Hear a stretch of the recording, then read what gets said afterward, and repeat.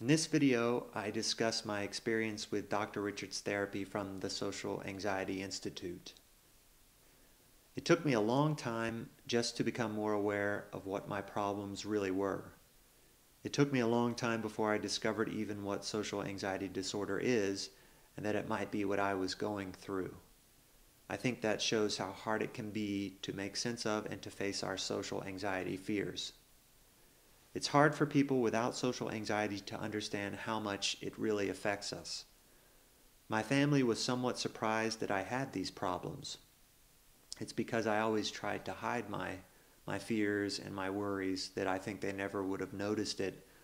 Certainly, they didn't see my thoughts or my feelings. They didn't know how negatively I was thinking about myself or about other things. And they wouldn't have known why I did certain things and avoided other things.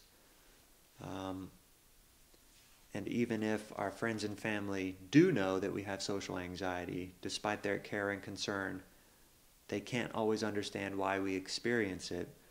They might think that there's nothing really to be nervous about. They might think that we can just choose not to be nervous or that we can just build up our confidence. But of course, it doesn't really work that way. It didn't work that way for me. Anxiety is not rational. Someone else's brain would experience the same situation differently than ours. So it's very hard for another person to appreciate what's going on in social anxiety disorder. My awareness began when I realized that my depression wasn't random. I used to feel that I was just a depressed personality by nature. I thought it was something that just happened to me and that I had no control over. But then I sort of realized that my depression always followed an anxiety-causing event in my life, or even it followed when I just avoided something or had negative thoughts. So once I realized that, it got me looking for information about anxiety, and that led me to the Social Anxiety Institute's website. I'm sure I'd heard the word social anxiety before, but really just as an expression. I never put two and two together to think that it was something that I was going through. When I read the social anxiety website, though, it became so obvious. It became very clear.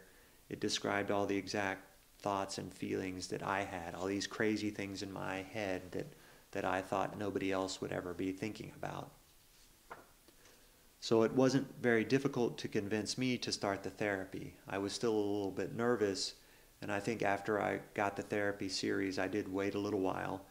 But otherwise, I had come to the point in my life that I felt like there was really no other choice unless I wanted to continue to be miserable. Also, the cognitive therapy appealed to me because I think I always intuitively felt that my thoughts really were damaging me.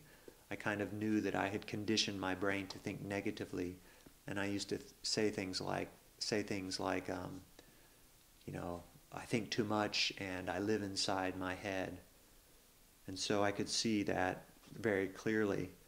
When I read on the website that getting over social anxiety was possible, along with the rest of the information that I thought to be pretty accurate, I started the audio therapy series at home called Getting Over Social Anxiety Step by Step. I've been doing the therapy now for about over a year, and I find that the longer I do the therapy, the deeper it goes, and the more my mind is really changing for the better. It is kind of true, like before I think my mind would go negative, and now it just doesn't happen quite as easily, so I can feel the differences. I'm not completely over all anxieties, but one big difference is that since starting the therapy, I haven't had the same periods of depression like I used to. And really, I think that's again because my mind just doesn't go to the negative thoughts quite so easily, whereas before I would just think on something forever and it would compound it and make it so much worse.